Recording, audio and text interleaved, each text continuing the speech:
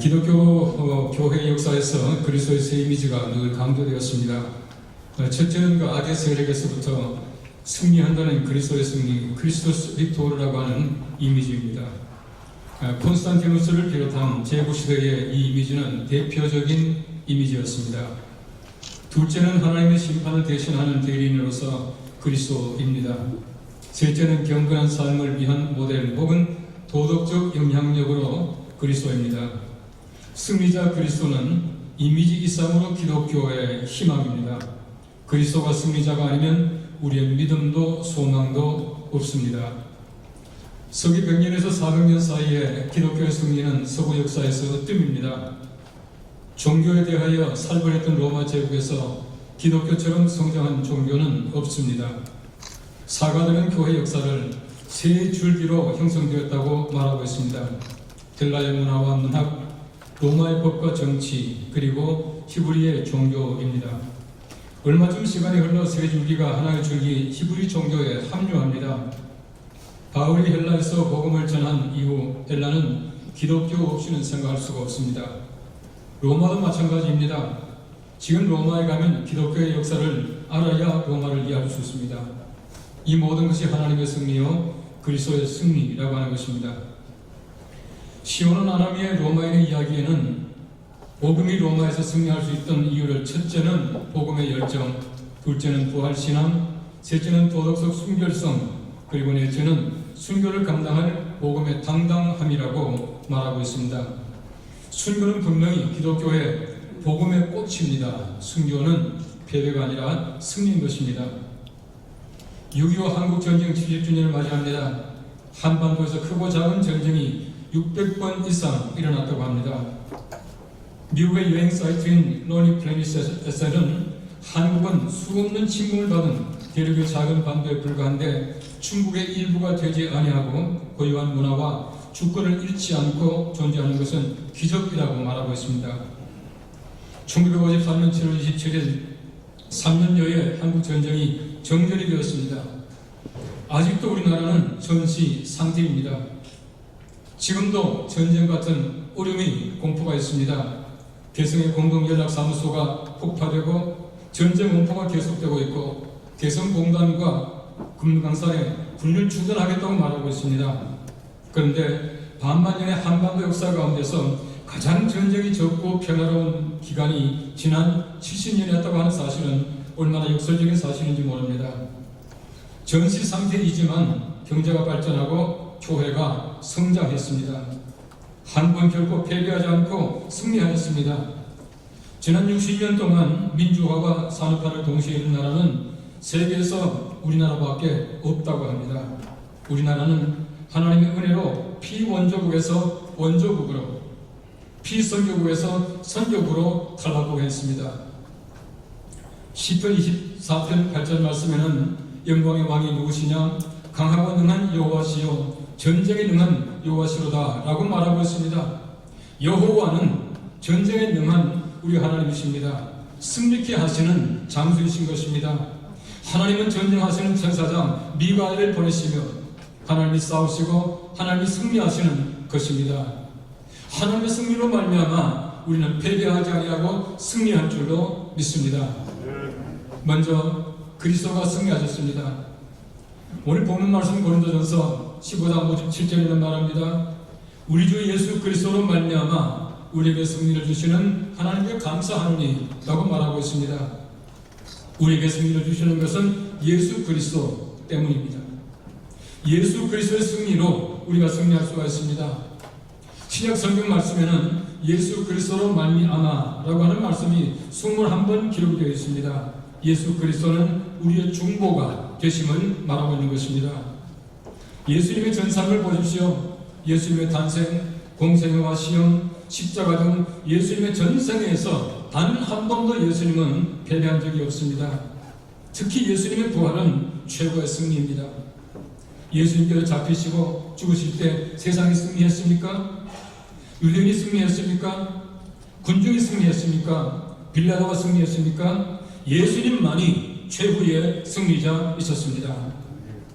예수님의 부활을 방해하려고 얼마나 그들이 악을 썼습니까? 무덤을 돌문으로 막았습니다.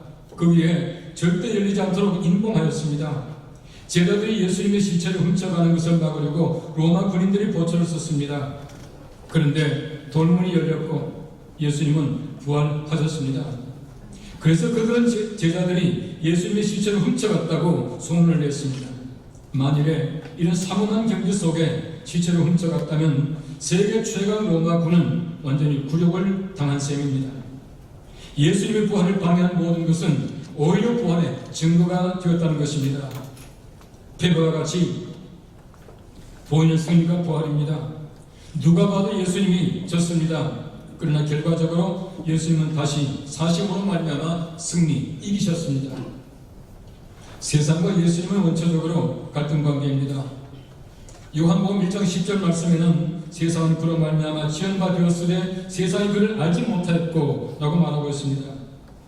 요한복음 15장 18절 말씀에는 세상이 너희를 미워하면 너희보다 먼저 나를 미워한 줄을 알라고 합니다. 예수님을 미워하는 세상은 예수님 때문에 우리도 교회도 미워하게 되어 있습니다. 요한복음 16장 33절 말씀에는 말합니다. 세상에서는 너희가 환난을 당하나 담대하라 내가 세상을 이겼노라 하십니다. 종래 예수님은 세상을 이기십니다. 어떤 이가 우리나라의 신호등은 가라고 하는 신호밖에 없다고 합니다. 초록불은 가고 노란불은 빨리 가고 빨간불은 알아서 가는 것이랍니다. 예수님의 삶을 보면 가라고 하는 신호밖에 없습니다.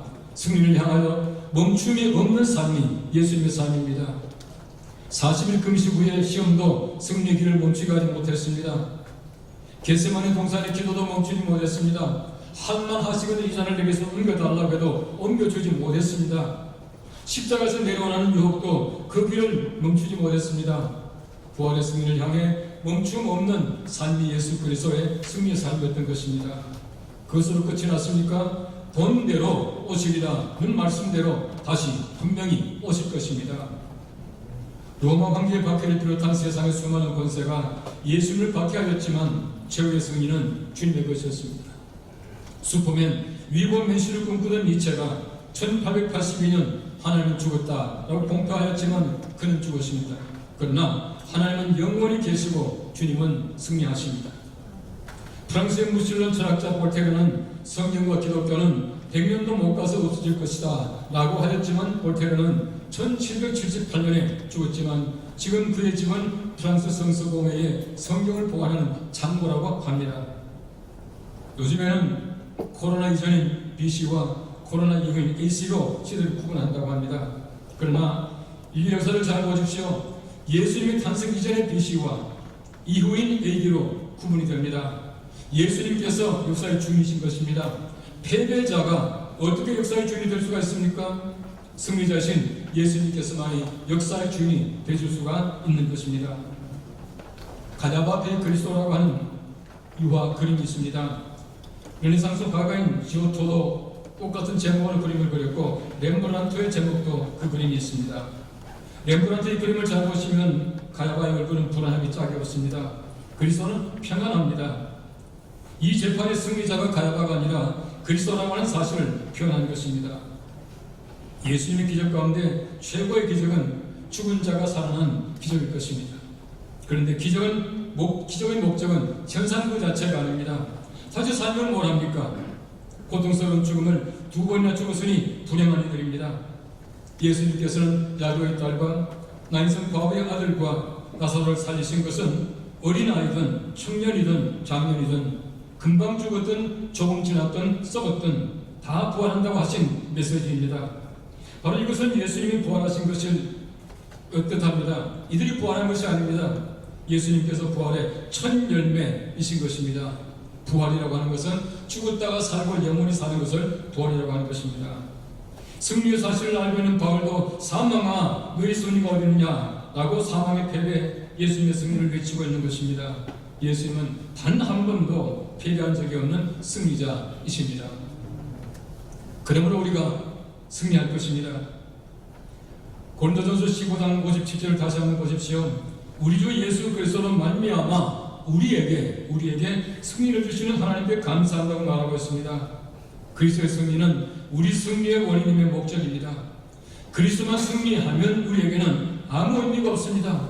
그리스도가 패배했던 우리가 승리할 수가 없는 것입니다. 이스라엘 백성들의 출애굽 후에 아말렉과의 첫 전쟁을 보십시오. 모세의 두 팔이 올라갔습니다. 오합지졸인 이스라엘 백성들이 승리했습니다. 전쟁도 전술도 아니었지만 하나님 때문에 이스라엘이 승리했습니다. 가나안에서 첫 전쟁을 보십시오. 나팔을 불면서 횃불을 들고 성주를 돌았더니 예리고성이 무너졌다고 했습니다. 하나님의 승리하셔서 이스라엘 백성들에게 그 승리를 안겨주신 전쟁이었습니다. 그래서 하나님께서는 전리품을 가지지 말라고 말씀하신 것입니다. 성경 말씀을 잘 보시면 다윗은 싸움꾼이었습니다. 얼마나 전쟁을 잘했습니까? 얼마나 많이 했습니까? 너무나 칼에 피가 많이 묻어서 하나님께서는 성전도 짓지 못하게 했습니다. 그런데 가장 강한 이스라엘 국가를 형성했던 다윗을 보십시오. 하나님께 다윗은 물어봅니다. 내가 블레셋에서 치러 올라가리까? 라고 합니다. 하나님께서는 그에게 승리를 보장해 주십니다. 그 다음에 전쟁을 시작합니다. 그뿐입니까? 다윗은 또 말합니다. 언제 올라가리까? 또 물어봅니다. 하나님께서 새벽 이렇게 올라가라 말씀합니다. 어디로 올라가리까 물어봅니다. 뽕나무 숲을 뒤로 올라가 말합니다. 다시 말하면 다윗은 전쟁을 잘 했지만은 다윗의 전쟁은 하나님의 전쟁이었습니다. 하나님 때문에 다윗은 승리할 수 있는 왕이요 장군이 되었던 것을 알 수가 있는 것입니다. 출애굽기 14장 14절 말씀에는 하나님께서 이미 말씀하십니다. 여호와께서 너희를 위하여 싸우시리니 너희는 가만히 있을지어다. 트럼프 미국 대통령이 조지 플로이드가 사망하여 흑인들이 중심이 되어 격렬한 시위를 하는 와중에 세인트 존 처치에 가서 성경을 들고 사진을 찍었습니다. 링컨 대통령이 남북 전쟁 중에 단 하루도 빼지 않고 기도하던 그 교회 가서 요즘 애들이 말하는 인증샷을 찍었던 것입니다. 링컨과 헨리 비처 목사님의 기도가 남북 전쟁의 승리의 동력이 된 것을 우리 너무나 잘 알고 있습니다. 하나님이 승리하신 것입니다. 요한일서 5장 4절 말씀은 말합니다. 대저 하나님께서 난 자마다 세상을 이기느니라. 세상을 이기면 이것이니 너희의 믿음이니라. 우리의 승리의 근거가 무엇입니까? 믿음입니다. 믿음의 근거는 부활입니다. 부활의 신앙은 세상을 이기는 근거가 되는 것입니다. 어떤 책을 보니까 예수님의 성공은 하나님의 뜻대로 하는 것이다 라고 말하고 있습니다. 신약 성경 말씀에는 뜻이 이루어지다라고 하는 말이 4번 나오는데 모두 순교에 관한 문맥에서 나타납니다. 사도행전 21장 13절과 14절 말씀에는 바울이 가이사라에서 결방을 기다리는 예루살렘으로 가려고 합니다. 성도들은 말렸지만 바울은 순교의 각오로 밝혔고 가이사라 성도들은 주의 뜻대로 이루어지다 라고 하며 바울을 보냅니다. 이것이 바로 바울의 예루살렘 마지막 방문이었습니다.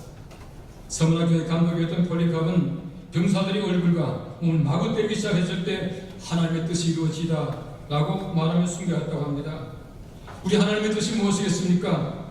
우리의 패배, 좌절, 굴곡, 절망이 결코 아닙니다. 우리의 승리, 영원한 생명, 영광스러운 소망이 하나님의 뜻이며 반드시 이루어지는 것입니다. 한국교회가 3.1운동의 중심이 될 수 있었던 것은 애국정신과 부활신앙이기 때문이라고 합니다. 이 부활의 신앙은 승리의 신앙입니다. 미국 허드슨 연구소의 발표에 의하면 해마다 세계에서 15만 9천 명의 그리스도인들이 순교한다고 합니다. 순교의 역사는 옛날 얘기가 아니라 지금도 계속되고 있습니다. 세계 곳곳에서 승리의 나팔 소리가 끊이지 않는 것입니다. 오래전에 제가 12사도에 관한 강의를 했습니다만 12사도를 연구한 책을 보니까 요한을 뺀 마띠아와 바울을 포함한 모두가 순교했습니다. 사도들의 순교로 기독교가 말살당할 것이 아닙니다. 그들의 순교로 기독교는 승리하였고 지금도 지구촌 곳곳에서 승리의 깃발을 꽂고 있는 것입니다. We shall overcome, 우린 승리하리. 이 노래는 마틴 루터 킹만의 노래가 아닙니다. 이 노래는 노래가 아니라 우리 모두가 곧 장차 영원히 승리하리라는 약속이며 고백인 것입니다.